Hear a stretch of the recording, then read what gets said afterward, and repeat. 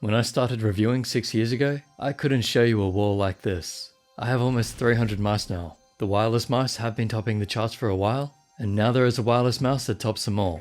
The Finalmouse Starlight-12 series. These are the legendaries. They're made with a magnesium alloy, and they come in 2 sizes. On my scales, so this will be different to what Finalmouse weigh them at, the small is 41 grams, and the medium is 46 grams. They're hyperlight wireless mice. This is something we dreamed about, but didn't think would happen. Not for a long time. And even with batteries that last up to 200 continuous hours, or roughly 8 days before needing a charge, these are still far lighter than most wired mice. And that's thanks to magnesium alloy, which is where the mice get their name, Starlight-12. This is pretty cool, so let me explain a bit. Magnesium is element 12 on the periodic table. It's the lightest metal that can be used. That's the 12, and it's born in stars, so that means it's formed during some of the most intense conditions in the universe. It's a fusion of helium and neon in extreme temperatures. So it started its life in the stars, and continues its legendary journey in a Starlight-12 mouse, which is hopefully helping you on your journey to aim at your potential. That's what this is all about, continuing that journey. And another fun thought, the ancient soldiers had weapons forged in metal alloys, and now in the digital age, your weapon can be metal alloy too. It took generations for our ancestors to master weapon production with alloys, and on their shoulders, Finalmouse learned to forge magnesium alloy into these legendaries. Okay, that's probably enough fun thoughts. Let's get to the review points about these lightweight wireless mice. But magnesium is super cool when you really think about it. Feels awesome too. It's hard to work with though, and very expensive, so you most likely won't see many companies going this route, if any. Finalmouse have said it took them a lot of R&D to make mice like this, especially with this level of detail. Note here, yes, you can feel these lines in the buttons, but they feel fine. I haven't noticed them while gaming. Now listen.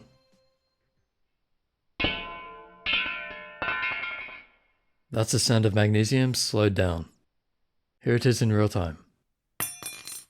Finalmouse sent me an unassembled shell with nothing but a clear coat to stop the magnesium from oxidizing, so you can see the raw magnesium underneath. And same for the ultim on the bottom plate, which is the only weak point, just on the base. Magnesium reflects RF, so they had to have somewhere the wireless could get through, and the base didn't need the strength of the top. So a warning, don't squeeze the mouse too much or put pressure on the bottom plate. That would be plastic being squeezed between metal, and it won't win that battle. However, squeezing on the sides, there's very little flex or movement.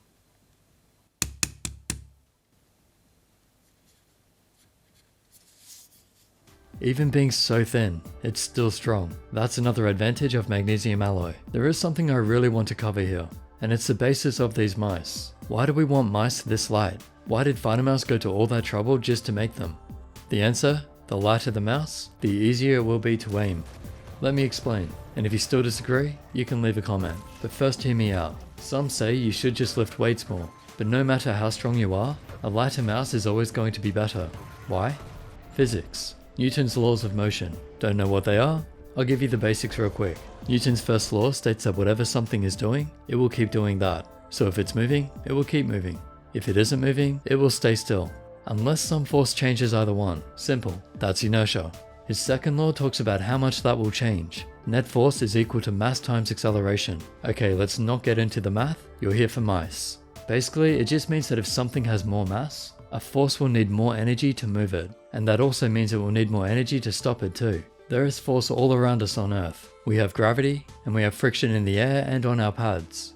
And then we have ourselves. So back to mice. A mouse that is bigger and heavier will be harder to start moving, and it will be harder to stop moving too. Have you noticed that you overflick your aim when you use a lighter mouse? That's actually your muscle memory needing to adjust. If you had no muscle memory formed yet, according to Newton's laws, the opposite is true. As in, you would be overshooting with a heavier mouse, because heavier is harder to stop. This is what I found from playing too. Once I've adjusted to the lower weight, I become more accurate. And it isn't just side to side motion, you're also picking it up and putting it down again, which means you can pick up a lighter mouse easier, especially with really fast swipes. The less mass a mouse has, the better. I've shown this example before, but taking it to the extreme, pick up a 10,000 gram weight and try to put it down accurately. You can probably get it pretty close to a mark, but it's going to be harder to stop, and also harder to get moving compared with a sub 50 gram mouse. But everything on my top mice list is under 100 grams. The Starlight-12s are half the weight of some. But is that really going to make a difference? I say yes. A lot of players are starting to realize this too.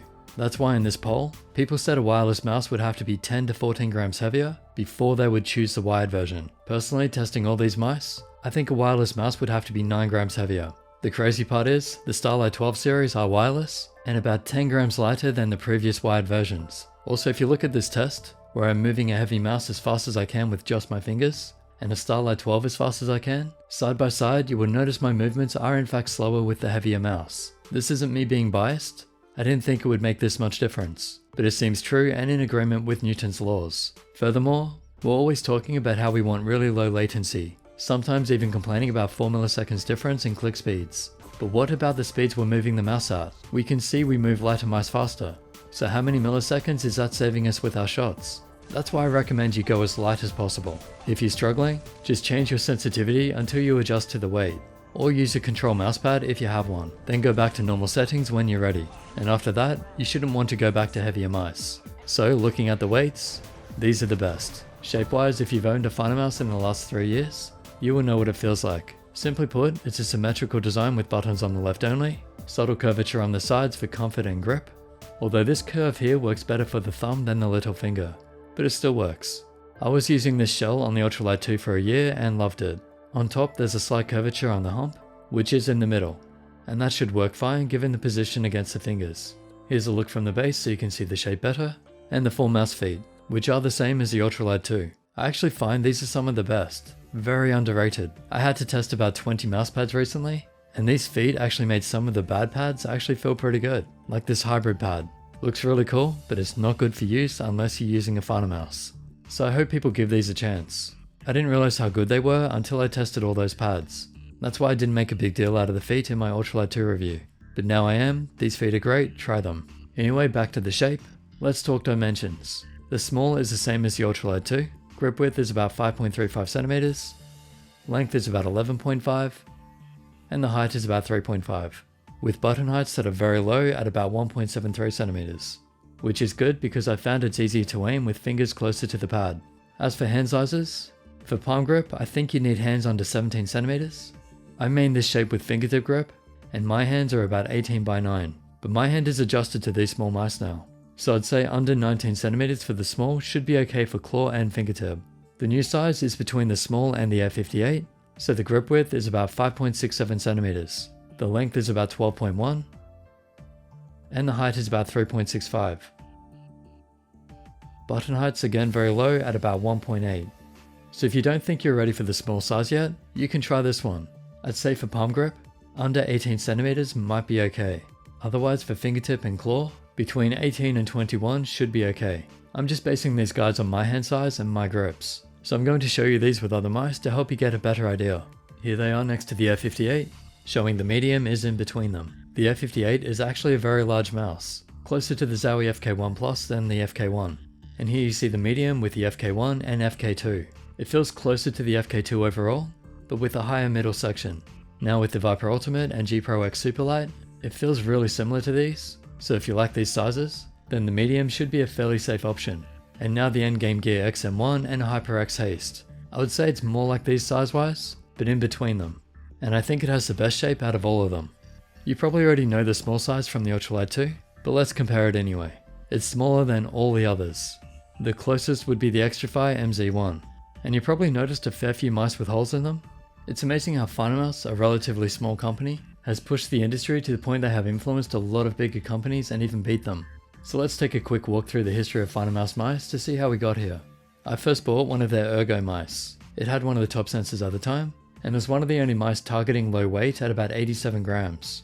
Personally, I never liked this shape, but it did suit 131 grip pretty well. Then they had the Tournament Pro, which is a shape they made out of clay, and put a pattern on it.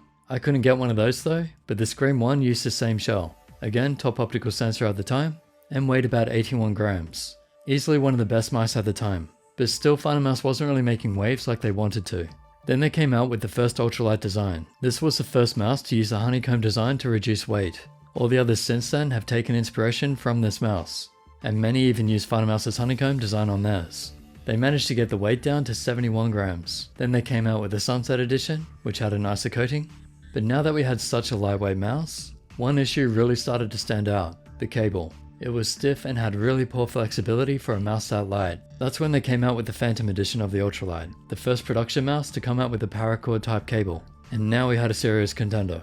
They were already making top 5 on the list, now they were number 1. Only beat out by the Logitech G Pro Wireless a little after. They then went even lighter with the Air58, which used the honeycomb on the sides as well, and then the Ultralight 2 was just a smaller version of that, with some other upgrades. They couldn't seem to beat the wireless mice though. That was the one thing holding them back. And now, with Starlight-12, they're looking to beat the new Logitech G Pro X Superlight, which is wireless and only weighs 60 grams, which makes the expected weight ratio of about 0.81 to 1. Ridiculously light. By the way, that's not a perfect measurement, it's just to give us an idea. So how do the Starlights compare? Both have an expected weight ratio of about 0.67 to 1. That's the lowest any mouse has been. These things didn't just compete with the G Pro X, they dominated it. There is no mouse on the market at the time of this video that can compete with such low weight wireless. The only other mouse with that ratio is the Cooler Master MM720, which is a cool little mouse, but I don't think it's good for aim. It's the wrong shape. The Finalmouse shape though, that's very good for aim. So if you're wondering where these place on the top mice list, given all the improvements and low weight shells, they're at the very top. These are the new number 1s, and I'd say they're going to stay there for a long while. Rule 6 says that mice must be in production to make the list, or you must be able to buy them, even if it's in continued drops. And good news, Finalmouse say they will continue to produce Starlight-12 mice, so don't stress if you don't get one on the first batch, there will be more. No discount code this time, so I'm not affiliated. The discount is already built into the mice. These could have sold for $399, but then they got the price down to $299, and now they figured out how to get them down to $189. So when you think about it, everyone is getting the discount this time. I'm no longer affiliated with Finalmouse. Plus I've already signed with another company, and I'm designing my own mice. Which is good because now I can just say how good these mice are without fear of people thinking I've sold out. Nope, these are just that good. But then the other ones have been amazing as well. These are just taking it to a whole new level. But let's get to the tests anyway. First, testing the new final sensor made for the wireless mice. It handles rocket jumping no problem, so that's the flicks. And also moving as fast as I can. I can't make it spin out. Even using the tilt slam test, it still tracks. For sniper aim, pixel by pixel tracking is all good. No issue with acceleration or deceleration. And the lift-off distance is under 1 dvd. In the line test, no angle snapping, no jitter, well-controlled lift-off movement, and basically just all good. I mean, sensors are so good these days, I barely even put this testing in reviews anymore. And when it comes to wireless performance, this is hard to test. But here's a look at some 1000 FPS test footage against the G Pro X. I was just filming them, clicking to fire one rocket, 240Hz monitor. I mean, there are going to be a few factors here, like how fast my finger was moving, and how hard it was to press the magnesium versus the plastic, but still they're basically the same. And for me, both feel good in game, so I don't think it's something to worry about. Logitech have outstanding wireless, so does Finalmouse, and so does Razer. But talking to Finalmouse, you need low latency, but also for the signal to remain strong. It starts with the top wireless Nordic chip, which you will probably find in the Viper Ultimate and G Pro Wireless as well. And then it makes use of the wireless spectrum by channel hopping to ensure there is no interference. All wireless devices use the same spectrum, so even if something is close by using that frequency, it will just hop to another one. A good wireless mouse should do this in 100 microseconds. So this is where you need a good RF firmware. The cheaper wireless mice generally aren't using firmware of this quality. Although as players we probably wouldn't notice most of the time, you do get what you pay for. Finalmouse seems to have done the hard work to get us the best wireless tech, along with Logitech and Razer and maybe some others. No bias, just saying this is how the stuff works behind the scenes. So you get seamless wireless as it hops between 80 channels, and you get that at 1000 Hz. So yes, if you're wondering, these mice are at 1000 Hz. Next, the cable is a soft braid but not too flexible. You could play with it, but you're better off charging once per week so you don't have to. With mice this light, you really want to use some wireless. And they have a micro USB connector at the front because Type-C would have added extra weight. As for the buttons, here's the sound test.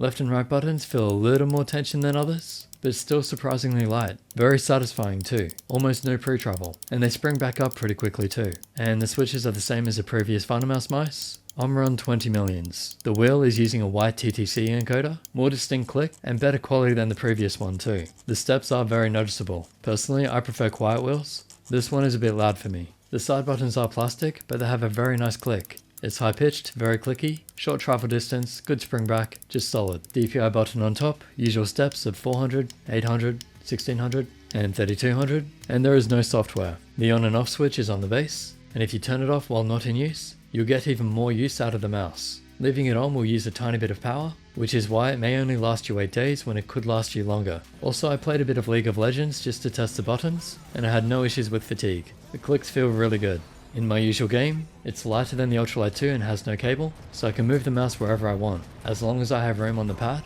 I can keep going. Those two things combined make this a better choice for sure, not to mention the feel of the magnesium and all the other positives. And some of the shots I was hitting were just so on point. Of course, it took me a while to adjust to the weight, but once my muscle memory had adapted, I was aiming at my highest level. The biggest difference seems to have been my tracking. Being so light, it's so much easier to make the adjustments. Either way, I'm sure a lot of people out there will be using these as their main. They're just too good. And that's the conclusion. Finalmouse have made mice exciting once again. These hyperlight wireless mice are just awesome. They look amazing, they feel amazing, they play amazing. They are amazing. I asked some other companies if they could do magnesium alloy mice, and they said it's just too expensive. Somehow Finalmouse got these down to $189, which isn't actually much more than a G Pro X, which is plastic, not as light, not as cool, and as said, I prefer this shape. That's personal preference, but either way, these are the best mice you can get, and still at a relatively low price. And as said, Finalmouse are going to continue to make Starlight-12 mice. There will be more, just not in these colorways. The legendary mice of the gods are unique in that sense. Only 2,500 of each color will be made. And that's why these are going at the top of the list. The greatest mice ever made, and if they start making more shapes, I don't think we'll see anything beat these for a long time. Maybe years. That's for competitive FPS and MOBA players. So Fortnite, Valorant, CSGO, Quake, Apex, Siege, League of Legends, Dota, you name it. The Starlight-12 mice are going to dominate, with very little competition. So I hope that helps. Usual links in the description if you want to help support what I do. But again, no discount code. And as someone who now designs his own mice for another company, I can tell you Finalmouse have done something very special here. I hope this video has explained the Starlight-12 series well enough, so you should know if they're for you or not. I'm really impressed with the tech, the quality, and the weight. Absolutely love these mice. As long as you're patient, you should be able to buy one someday. They should be doing continuous drops as more and more batches are made. Then it's just a matter of whether you can afford them, and whether the shape and size suits you. So stay tuned for updates on future drops. I'll get that info to you as soon as I can. Until then, subscribe, like and share this video, and I'll catch you in the next.